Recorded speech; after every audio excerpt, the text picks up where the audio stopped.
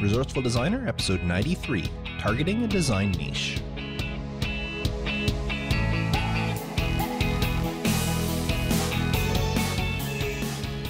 Welcome to the Resourceful Designer podcast, offering solutions to streamline your graphic and web design business so you can get back to designing. And now, your host. He prefers briefs over boxers. TMI, Mark. TMI. Welcome to the podcast. I'm so happy that you've plugged me in your ears today or turned me on your speakers and decided to spend a little bit of time learning about running a graphic design business. Now, in today's episode, I have a follow-up to an older episode I had done about design niches, but this time around, it's how to target a special niche. But before I get to it, just a little bit of updates about what I've been doing. You know, I've been mentioning in the last few episodes how I've been really busy, a lot of work. Well, one of the things about running a home-based graphic design business is the ups and downs, and this week is a little bit of down.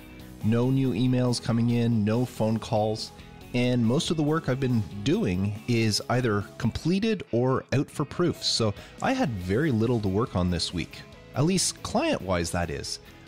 The best thing to do when you're in these situations is to work on your own stuff when you have a chance. Now, personally, what I ended up doing, instead of focusing on marketing for my own business, I looked to Resourceful Designer. And I am in the process of redesigning the design resource page that I have on the website. If you visited it before, you know that I have, I think it's 10, 11, or 12 different resources there. And they're the same resources that have been there since I started the website. And with 93 episodes of the podcast now, there have been many, many resources that I've shared since launching. And a lot of times I'll see in the Facebook group, which, once again, quick plug here, if you're not part of the Facebook group, resourcefuldesigner.com/group, and that'll take you to the page where you can join, answer the 3 simple questions I have, and I'll let you in.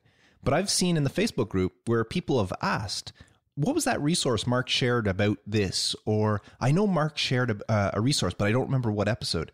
So what I'm doing is I'm redesigning the resources page in order to accommodate those people. I will have all the resources, or most of the resources I talk about on the podcast will be listed there under their appropriate categories.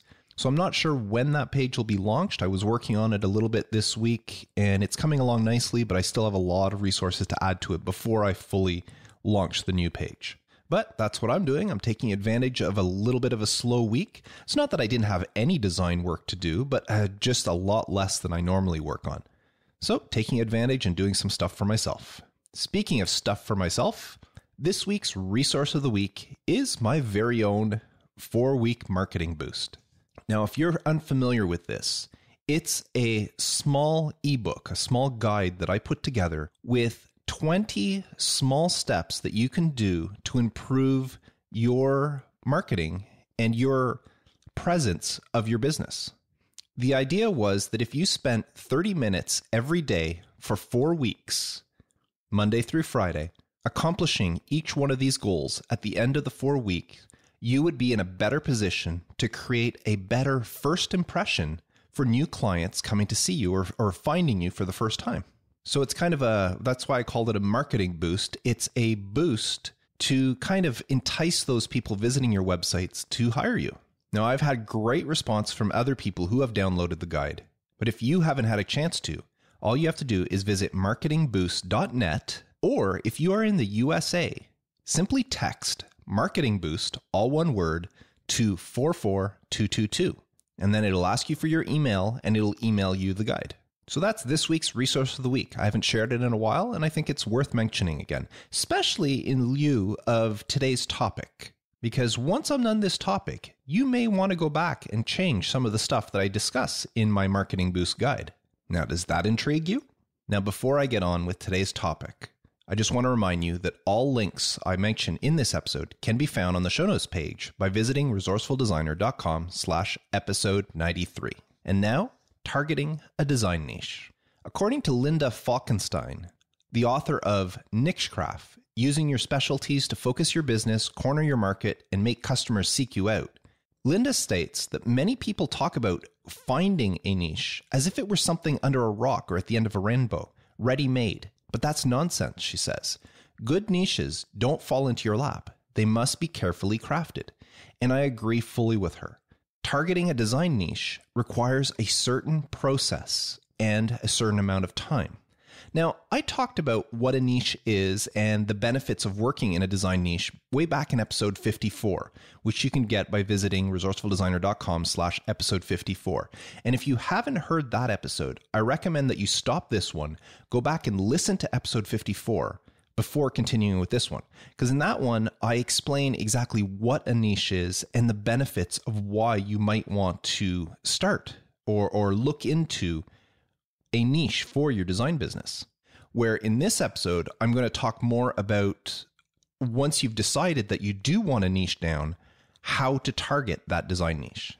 Now, just to elaborate a little bit more on what I had talked about in episode 54, is the difference between a niche and a field, because they are not the same thing. For example, if you specialize in designing stuff for the medical industry, that is not a niche. You are targeting a field. The medical industry is a broad field with many different things you can do.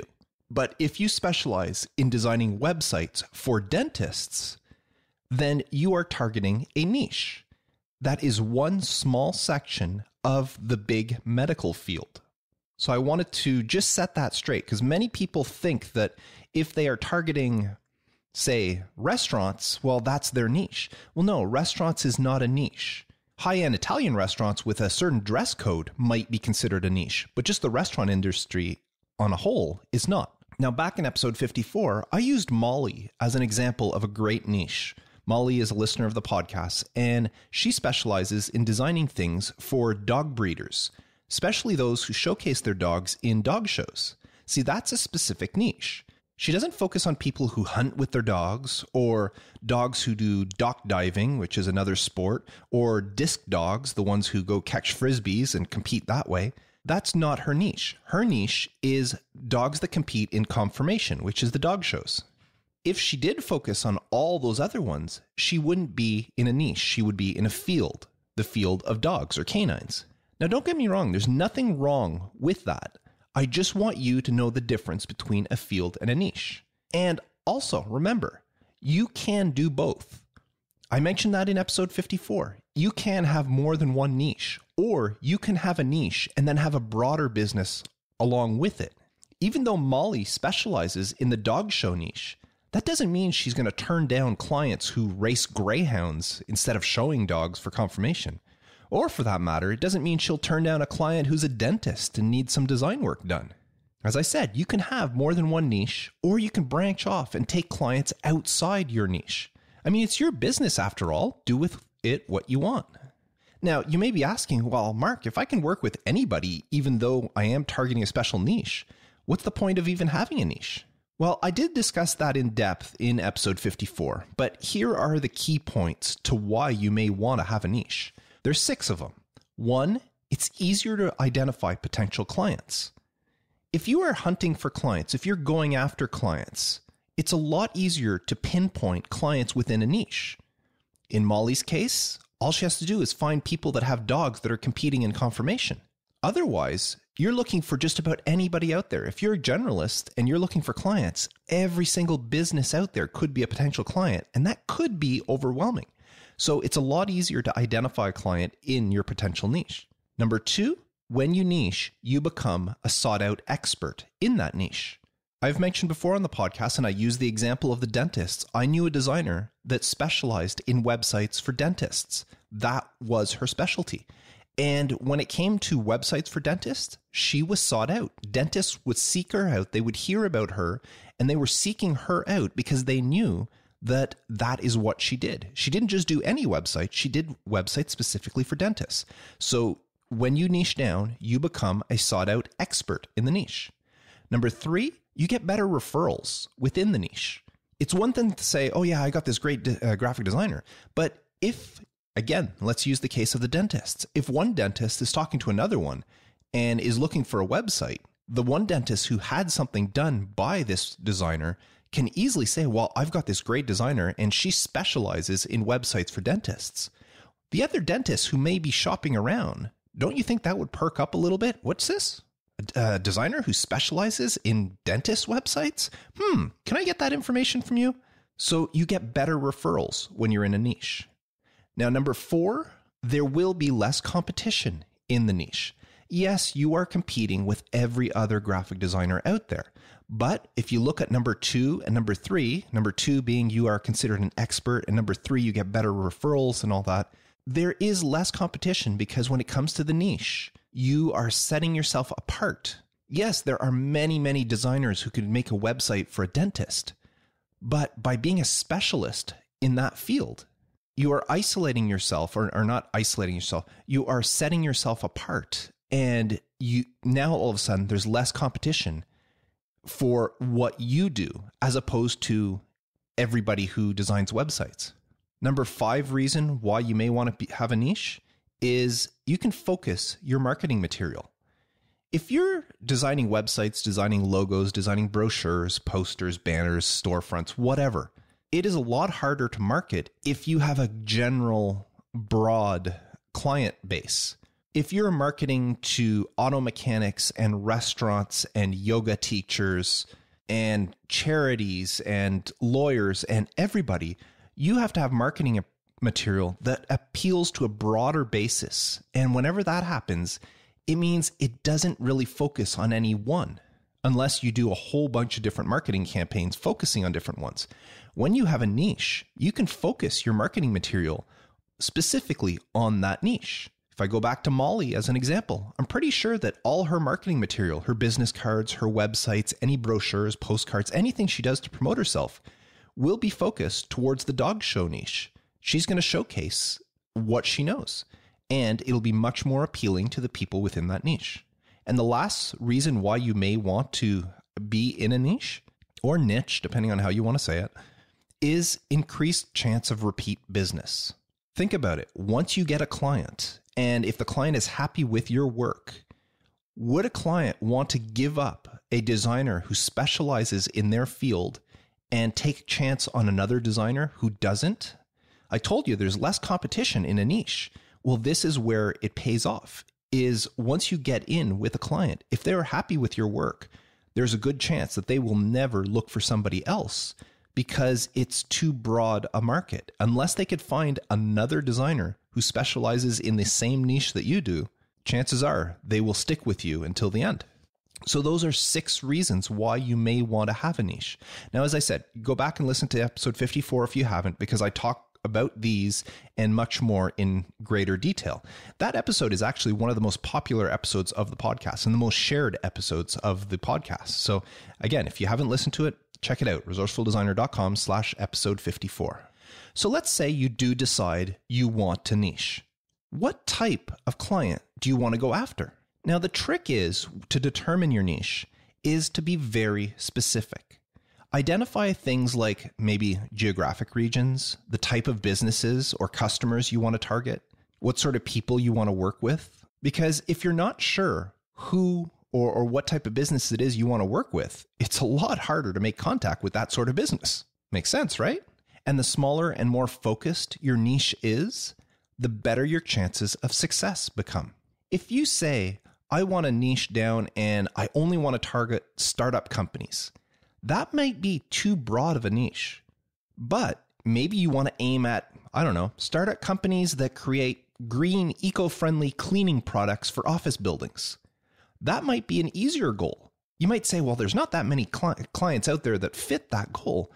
But if you are in that niche and you specialize in that niche, it doesn't matter if there's not a lot of clients out there in that particular area. You have a chance of landing each and every one of them. It's the difference between fishing in an ocean and fishing in a small pond. You got a much better chance of catching a fish in a pond than you do in the ocean.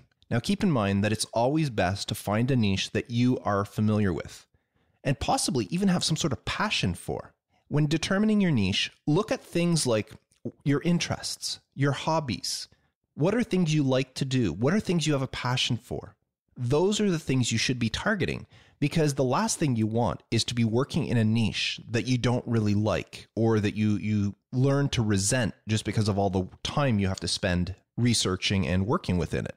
Take myself, for example. I never did have a niche before. I was a generalist. I did all sorts of stuff. Yes, I had clients. I have 3 clients that are golf courses, but that doesn't mean that I have a golf course niche, because really, I've got no passion for golf. I don't know a whole lot about the game. I've played. I'm horrible at it. So even though I have 3 clients that are golf courses, I don't consider them a niche that I work in. It might be a field I work in, but not a niche. I have 4 clients that are financial advisors, and yet I don't know that much about the industry, and really I don't care to know that much about the industry other than what I really need to know in order to design for them. So they are not a niche. But on the other hand, I'm getting more and more work in the podcasting space. I'm designing more and more cover arts for podcasts. I'm designing more and more websites for podcasters, and I do consider that a niche. And remember when I said that you can have a niche and still work on other stuff? I'm not giving up my golf courses as clients. I'm not giving up financial advisors. Anybody who calls me up on the phone or sends me an email, if I determine that it's right, I'll work with them. But in that process, I also have the certain niche, podcasting in my case, that I am targeting, and I'm trying to gain a bigger foot in it. And the reason I can do that is because of my passion for podcasting. I love podcasting. I've been doing it for years. Before Resourceful Designer, I've had several other podcasts before, still have some other podcasts besides this one that I work on. But because of my passion and my knowledge of podcasting, it makes it a lot easier for me to find clients in that niche. So look to your hobbies, your interests, your passions, and maybe there's something there that you can target. Now, once you do determine what your niche is going to be, then you have to determine what your marketing will be. And as I mentioned earlier, when it comes to marketing for a specific niche, it's a lot easier to do than when you're not in a niche. Because all your marketing material, be it your website, your brochures, your business cards, postcards, Facebook ads, billboards if you need them, all of that can be designed specifically to appeal to clients in that niche. And what's great about that is it makes it a lot easier for those clients within that niche to spot your marketing material. If you're creating Facebook ads in order to drum up work for your website business, and you specialize in, say, dentists, let's go back to that example, you would get a lot more contact from people if your ad showcased a dentist working on somebody, as opposed to a genetic photo of maybe somebody's with their hand on a mouse visiting a website. Dentists will notice that ad much quicker and be more inclined to click on it to see what this is all about. So research your niche, look at to see what sort of visuals, what sort of wording, what sort of branding are already being used by people in that niche, and target your marketing material, structure it so that it follows suit and will be recognizable by those people in that niche. Now, the next step is to present relevant work in your portfolio. I mean, the best way to win over a client is to showcase work that appeals to them. If your target market is yoga studios, you don't want your portfolio to showcase the website and posters you designed for some monster truck show. How is that going to appeal to a yoga studio owner or yoga instructor? It won't. You need to showcase stuff that will appeal to them. And the same goes, I've been talking about niches as certain parts of the industry, but don't forget, you can be a niche within yourself and say you only do websites or you only do logo design. There are designers out there that's all they do is logo design. They don't do all the stationery, the websites, the brochures, business cards, letterheads, signage. They don't do all that stuff. All they do is design logos and then pass that file to the client for them to take somewhere else. Well, that could be a niche in itself, or not could be, it is a niche in itself, logo design. And if that's what you're doing, then you better have some good logo designs in your portfolio. Stuff that you want to show off. And if you have any unrelated work that you've done, any projects, maybe you've done some car wraps or you've done a few websites, but that's really not what you want to do. You want to do logo designs, then get those things out of your portfolio that don't apply. Don't bother showcasing the car wraps or the websites, no matter how good they are. And the same goes for something like a yoga studio. If you have designs, if you've designed stuff for a couple of yoga studios, then make sure they're front and center on your portfolio. Now, if you have other stuff that may be related, like maybe you did something for a dance studio or even a karate club, You're saying, well, yoga and karate, but there's still similar environments.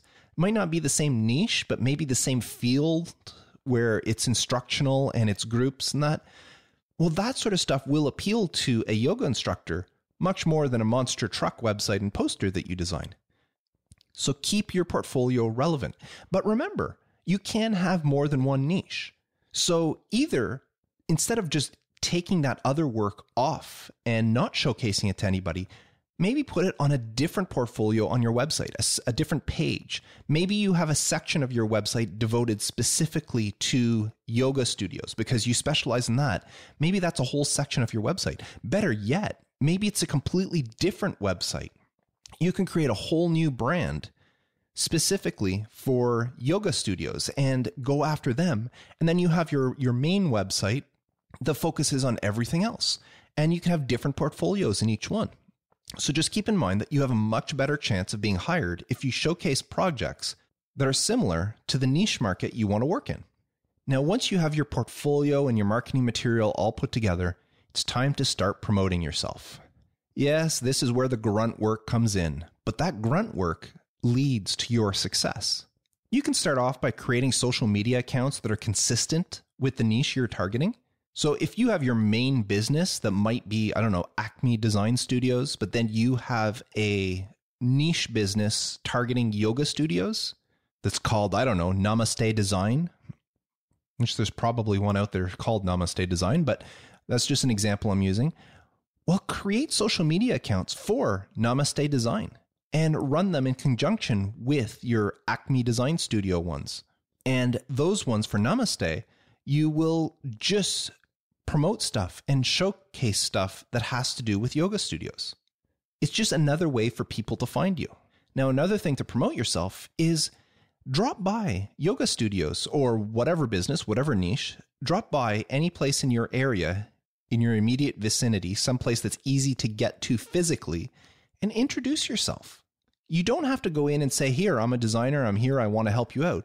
Just drop in and say, hi, I just wanted to introduce myself. I don't know if you need anything, but I'm a graphic designer and I specialize in your niche, or don't say your niche, but I specialize in dental office or websites for dentists, or I specialize in yoga studio marketing. And I just thought I'd drop off some of my material here, some brochure, a business card, in case one day you might need stuff. Don't say in case you need my services now, just in case one day. Now, who knows? They might right on the spot go, hey, I have a promotion, or I have a new season coming up and I need to get some ads out in the newspapers, or I'd like a postcard to send out. Well, can we sit down and talk? It might happen that way. Or they might just say, oh, thank you very much, and we don't need anything right now. But you made that first connection. And that is very valuable, making that first connection. Now, if there's no place in your area, or if you've already exhausted all the businesses in your area that fit your niche, do some research. Find some in an expanded market. Maybe there's a big city or town near you, or look at the rest of your state or province, or go across the country, across the world if you want, depending on what sort of niche you're going after. Then invest in some stamps, maybe send out some printed brochures, some postcards, some business cards, or you can send out some emails to any of these potential clients that fit your niche.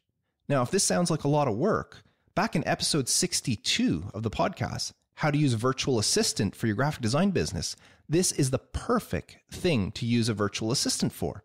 If you have a niche, like say if you do yoga studios, well, I live not too far from Montreal, Quebec, and from Ottawa, Ontario. Toronto, Ontario is only a few hours away from me. I can have my virtual assistant say, get me the address, phone numbers, emails of every yoga studio in Toronto, Ottawa, and Montreal. Instead of me sitting there and doing all this stuff, have a virtual assistant do that sort of thing. And that frees up your time to do other stuff. Now, another great way, almost one of the best ways of promoting yourself, is to find out where people in your target niche meet up and then go see them face to face.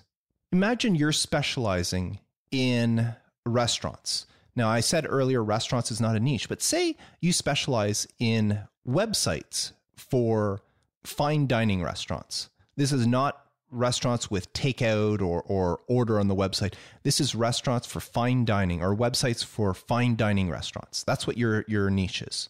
And then you find out that in a city somewhere nearby or not far away, there's a convention for restaurateurs. And you know that everyone there will be a restaurant owner. And they are going to this convention to learn different ways that they can grow and improve their own restaurants. Now, think from their perspective. They're at this conference, they're meeting all sorts of people, and they introduce themselves. Hi, I'm so-and-so, what restaurant do you have? Or, I have this restaurant. What's your restaurant? Oh, that's interesting. We can compare notes and all that. But really, they're all, in a way, they're all competition. They're all competitors. They all have restaurants and they're trying to build their own restaurant. Now, all of a sudden, one of them reaches out to you and says, hi, what's your restaurant? And you say, oh, I don't have a restaurant. I specialize in creating websites for restaurants or for whatever, fine dining restaurants. Well, think if you're in a group of 5, 6, 7 people that are all talking and all of a sudden you introduce yourself as that. Do you think ears won't be perking up? Some of these people that have these really nice restaurants that are trying to figure out how they can improve their business, how they can grow their restaurant, these people will all of a sudden go, here's, I was just being kind and courteous with all these other people talking about restaurants and the business and all that. But now here's somebody that I'm interested in because they can help me. So next thing you know, people are asking you for your business card, not just out of courtesy, because they genuinely want your information.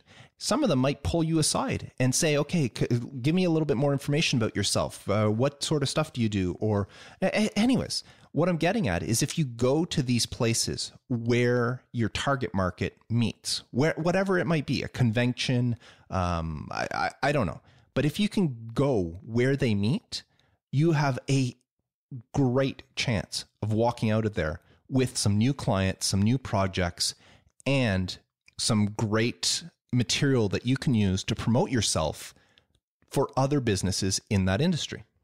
So get out there and start promoting yourself. Now, in lines with that, promoting yourself is not always the only thing you can do. You need to actually start hunting for clients because there are potential clients everywhere.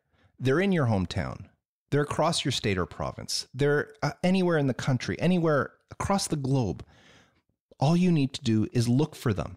And then when you find them, take a look at what they are using, what their brand looks like, what their marketing material looks like. And if you see something that it's in need of a rebrand or a refresh or any sort of help, reach out to them. This is where you need to be proactive. If you can, as I said, drop by in person, or if need be, call them on the phone or introduce yourself by email and explain how you found them. Tell them that you specialize in their market, in their niche, and you came across them, you looked at some of the stuff they had, and maybe you can suggest some ways that the two of you can work together for their benefit. Maybe you can say that their website, you saw some stuff on the website and there was a few things, maybe there was a couple of errors you found or a couple of broken links, and suggest that maybe there's ways that you can work together and how you specialize in their niche. Now, don't alienate them. You got to be careful whenever you are targeting or hunting a client this way. What you have to do is focus on the stuff that they're doing that's working well. Kind of build them up a little bit. You saw that they have a website. Good job. They have some really great information. You were reading some of the stuff. You were reading about their success on the website, and that really, really impressed you. But maybe there's ways, like you think that, I don't know, maybe changing some of the imagery on the website, or maybe the colors being used could be better organized. Maybe the navigation needs some work, and suggest ways to improve on what they have. Once you start talking to them and getting this ball rolling, and they realize that you understand them, then they would be more inclined to listen to whatever proposal you have. On the other hand, if you just start off by critiquing what they currently have, saying that, oh, I saw your website and it could really use an update, then you may be turning them off before you even give yourself a chance, especially if they are somehow attached to their current design. Maybe they had a relative design their website. Maybe they designed the website or the logo themselves, and they were super proud of it. Well, if you come out and tell them that their logo is not any good at all, well, if they designed it themselves and they're super proud of it, they're not going to like you. So don't start off by critiquing things, but suggesting ways to improve on what they already have, and then ways that you can work together to improve that. Now, of course, none of this will work if you don't show your own personal interest in the niche you've chosen. In order to succeed in this niche game, you have to have a knowledge and a general interest in your chosen niche. I told you earlier that it's best to find stuff that you're familiar with, your hobbies, your passions, because if you don't, it will quickly become very transparent to your clients that you don't really know enough about this. You're not as knowledgeable. You're not the expert that somebody in this niche should be. Because that's one of the benefits. I told you that earlier. It's one of the benefits of choosing a niche is to be viewed as an expert in that niche. But in order to be viewed as an expert, you need to be able to show your knowledge to potential clients. And that's why choosing a niche that you're already involved in or familiar with is often your best choice. I chose podcasting because I'm familiar with it. I'm passionate about it. I'm sure Molly chose the dog show niche because she's passionate about dogs. I know from her Facebook and her social media that she has dogs. So she's very passionate about that industry. And the best thing about it when you are passionate and you are able to show your knowledge to a client and prove to them that you know this industry inside and out, then these clients would much rather pay you a premium price because you already understand their business, what they are, what their pains are, their hurdles, what their competition is, what their target market is. You already understand all that. So they would be more willing to pay you a premium price instead of paying a cheaper price to another designer that they would have to educate about all of that stuff. Think about it from their point of view. They could spend $3,000 on a website and have to go back and forth with the designer because the designer really doesn't know their industry and they have to teach them and tell them all sorts of stuff. Or they can pay you $5,000 and not have to worry about that because they have confidence that you already know most of this stuff. In fact, if you are the expert, you might be able to bring stuff to them that they hadn't even thought about because you've worked with other clients in the same industry. You would have the knowledge to point out flaws in their thinking. If you're designing a website for a dentist, wouldn't they be impressed if they give you a list of all the pages that they want on the site and then you come back to them and say, oh, you didn't put a page down talking about fighting gingivitis. Wouldn't that be a good idea to include that on your website? And they go, oh, wow, that's a great idea. I hadn't thought of that. The only way you could suggest something like that is because of your knowledge of the niche that you're working in. So determine your niche, get all your marketing material in order, update your portfolio with relevant work, then start promoting yourself and start hunting for clients. And you do that by showing your interest in the niche, showing your knowledge, your understanding of what they face, what they're going through, and ways that they can improve and ways you can help them. And if you do all that, you will be on your way to creating a successful niche-based graphic design business. But remember, you have to be patient and you have to be persistent. You know the old saying, Rome wasn't built in a day? Well, neither will your list of dream clients. It will take time and effort on your part. This isn't something that happens overnight. I mentioned how I'm designing in the podcast niche. Well, I've been in this niche. I've been podcasting for 5 years now. And it's only within this last year, maybe, I can say that I'm really gaining traction in this niche. And when people talk to me, I know enough about this industry that I can really help them out design-wise in what they need and what they should and shouldn't be doing. So don't expect this to happen overnight. But if you do persevere, you will have a much better chance of success. And just because a client turns you down when you approach them, it doesn't mean that that's the end with that client. Some companies, especially the large ones, the larger the company is, the more chance of them turning you down on the first try. But these companies are always changing. They're always developing new strategies, new ideas, going in one direction, another direction. And if you keep reaching out to them, maybe every few months, every 4 to 6 months, And just let them know that you're still out there if they need you. Maybe showcase them some projects you've done for other people in the niche. And maybe just inquire if they have any upcoming projects they might want to discuss with you. And you never know. Times may come when that client decides that, this person's been reaching out to us and been keeping us informed. Maybe that new project we have might be a good fit for them. Let's give them a call. So be patient with these clients, especially the ones who say no, and be persistent, because you never know down the road where somebody who turned you down, maybe multiple times, might finally decide that, we do need this sort of service, and why not talk to this expert in our niche that does that service? Now, I want you to remember that the niche marketing is always in a constant flux. There is no fixed approach when it comes to this. There are many different ways to go about finding your dream clients. So stay flexible for opportunities. Listen to client feedback. That's the best way. And then fine-tune and discover more and more of what you're passionate about and become the best at it. Your clients might be the best thing to give you that direction. If you are doing some work for a client and you notice that one client starts asking for one thing and then another client starts asking for that same thing, well, that might be a sub-niche of your niche that you may want to go after.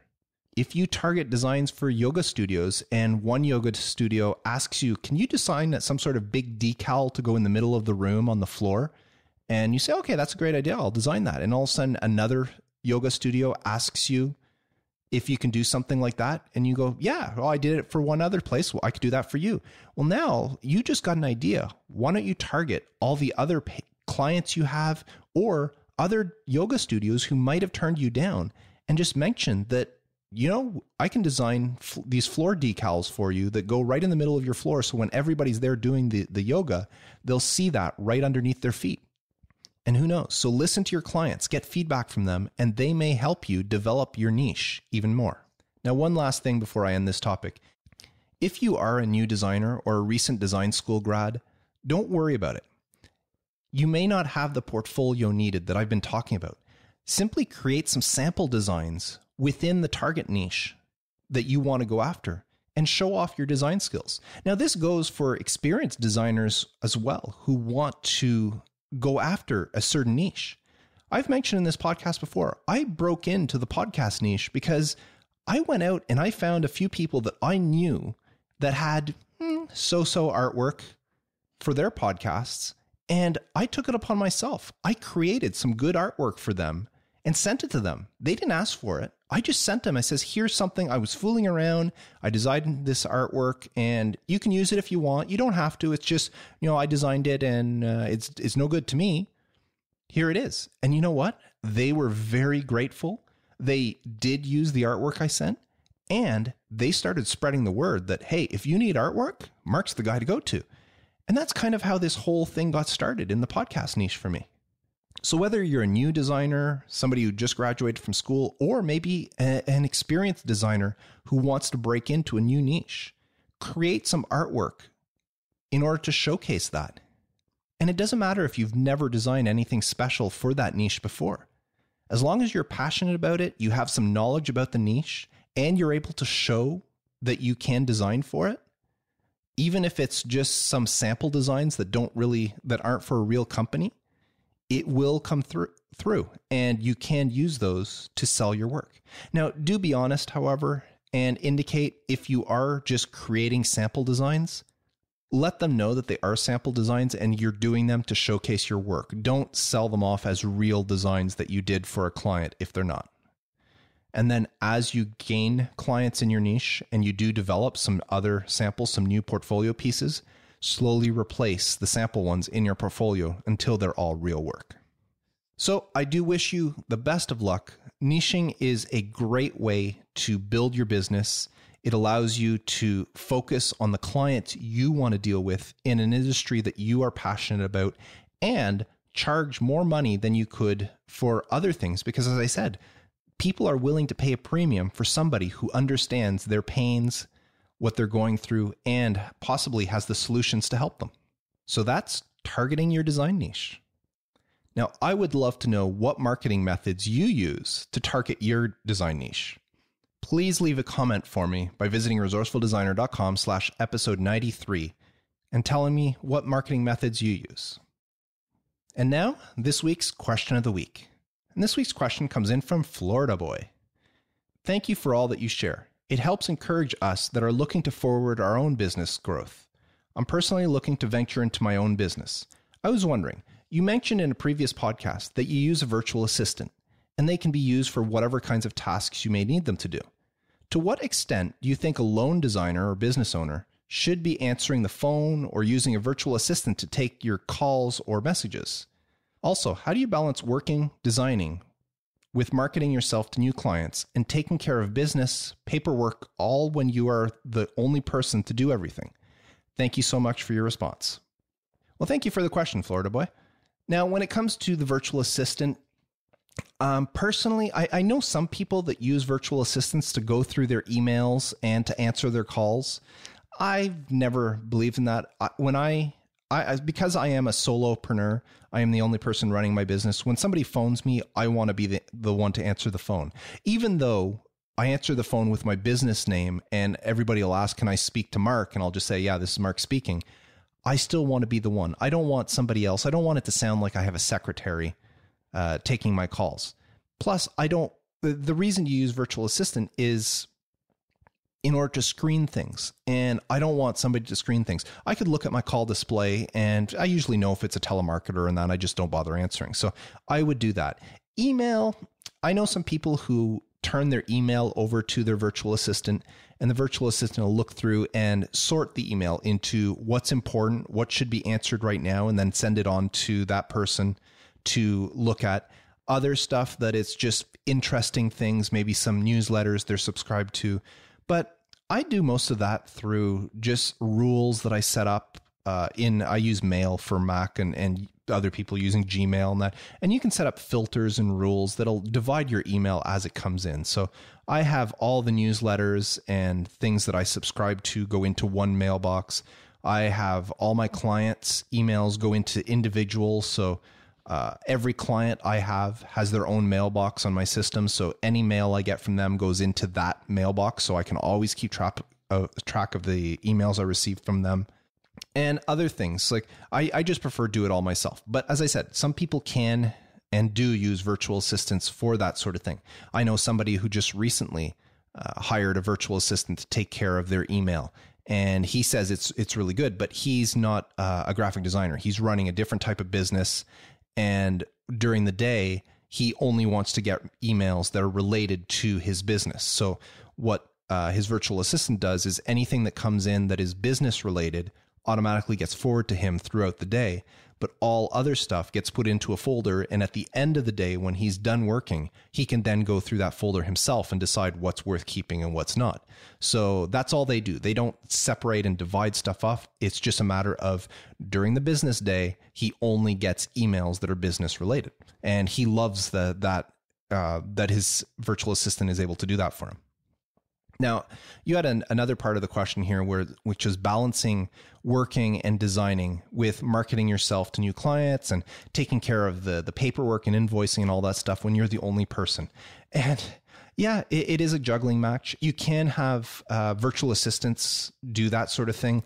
But again, if you have good software, as I've mentioned many times on the podcast, I use Billings Pro for my paperwork and my invoicing and all that stuff. So I find it very easy. Usually what I do is I set aside some time at the end of the day on Friday. I do my invoicing Friday afternoons. So come, 1 o'clock, 2 o'clock on a Friday afternoon, I'm really not in the mood to be designing anymore. So that's when I'll just sit back. I'll go through, see what jobs were completed, what invoices I can send out. If there's any unpaid bills, I can send out statements or reminders. I take care of all that stuff on Friday afternoon myself. And as far as marketing yourself, I just do that, as I mentioned at the beginning of the podcast, whenever I have some downtime. Now, luckily, the way any design business works is the longer you've been in business, hopefully, the less time is required to market yourself, especially if you are, like this podcast says, if you are niching down, if you are targeting a special design niche, hopefully you become good enough in that niche that the word of mouth referrals are enough to keep your business going and you don't have to market yourself enough. But when you're starting off, you do have to spend that time. And at the beginning, I would say that most of your time, if you're just starting off and you say you're looking into venturing into your own business, I would say at the beginning, 80% of your time will be spent marketing yourself and the other percent of the time designing, because you're not going to have a whole lot of clients.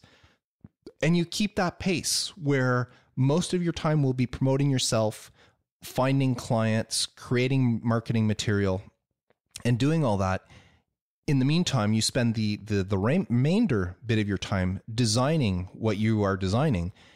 And then as you become bigger and you gain more and more clients and you start getting word of mouth referrals, then you can slowly start moving that medium over and do less and less promotional. Not to mention at the beginning, you're doing a lot of stuff because you're creating, you should have business cards. I'm still a believer in business cards. You should have business cards. You should have a website. You're going to want some promotional material, maybe some postcards or whatever. That stuff's going to take time. But once it's done, then, your website, you're going to go back and tweak it every once in a while. Your business cards, you might not look at them again for a year or whatever. Maybe it's just a matter of finding areas to go, conventions to go to showcase your work or to meet people face to face, gatherings. Maybe there's some local business meetups. Your Chamber of Commerce might be doing some sort of, I know mine does like a wine and cheese thing once a month.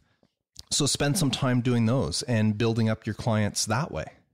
And then when things get really busy, you don't need to be promoting yourself. And as soon as things start dying off, one of the failures that a lot of people do is when things start getting slow, they take it easy. It's like, oh, I got some spare time. I'm just going to fool around. Maybe I'll play a video game. Maybe I'll go watch some Netflix because I don't have a lot of work. Well, that's the time when you don't have a lot of work. That's the time when you turn around and say, okay, this is still my working hours. I still need to put in whatever amount of hours you work during a day. And if you've got no more client work to do, then the remaining of those hours should be spent on your business and marketing yourself, doing other stuff. As I said earlier, I had some time this week, so I wasn't doing it for my own design business. I was doing it for Resourceful Designer, but I went in and that's something, that page on Resourceful Designer is something that I've been wondering about or wanting to get to for a long time. Well, now I finally started it. And if you remember what I talked about 2 episodes ago in episode 91, More Tension Equals Better Designs, where I talked about the Zeigarnik effect. Well, that Zeigarnik effect is taking place now. I finally got that page started. Well, now I want to keep working on that page. It took me forever. I've been thinking about starting that page for a long time. Well, now that it's finally started, the tension is built in my mind and I want to keep working on it. I want to get that page finished and I want to get it published so that I can move it out of my mind and not worry about it anymore. So I don't know if that answers your question, Florida Boy, but the whole work balance between working and designing and marketing yourself, as I said, when you're first starting out, there's a lot more of that will be towards marketing yourself and building your clients than actual designing. And then as time goes by, you're going to have less and less of the marketing, to the point where now I'm 12 years into my business. I do very, very little marketing. I do very little outreach to try to get clients because I've built my business up enough that I'm getting a lot of word of mouth clients and just a lot of referrals, and a lot of people know about me now that I don't have to market myself as much or at all. So that's the goal, is to build your business to that point where the wheel starts turning and then just keeps on turning and business just keeps coming in. So thank you very much for that question. Now, if you would like your question answered on a future episode of the podcast, and my mailbag is running very low, I think I only have 1, maybe 2 more questions that I haven't answered yet. If you would like your question answered, please visit resourcefuldesigner.com/feedback and submit your question for a future episode. Now, on a related note to Florida Boy's question, I mentioned a couple of episodes ago how I'm starting something new for my Patreon supporters. Anybody who is supporting the podcast and Resourceful Designer via Patreon will soon be getting a brand new podcast just for them. The only way to get it is if you are a supporter on Patreon. And I've conducted my first conference call with Tracy, and the subject of that conference call had a lot to do with virtual assistants and the best way to use them for your business. So as I said, if you want to listen to that episode, the only way to get it is if you are a Patreon supporter of Resourceful Designer. And you can become a supporter for as little as $1 a month. Simply visit resourcefuldesigner.com/Patreon, and that's Patreon, and sign up. And as soon as that podcast episode is available, you will be able to listen. And there will be many more to come. So that's it for this week's episode.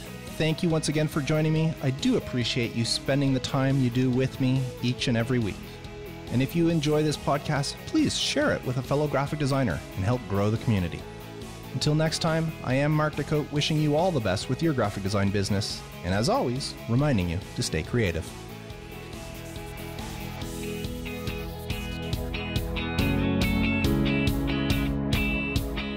Thanks for listening to the Resourceful Designer podcast at resourcefuldesigner.com.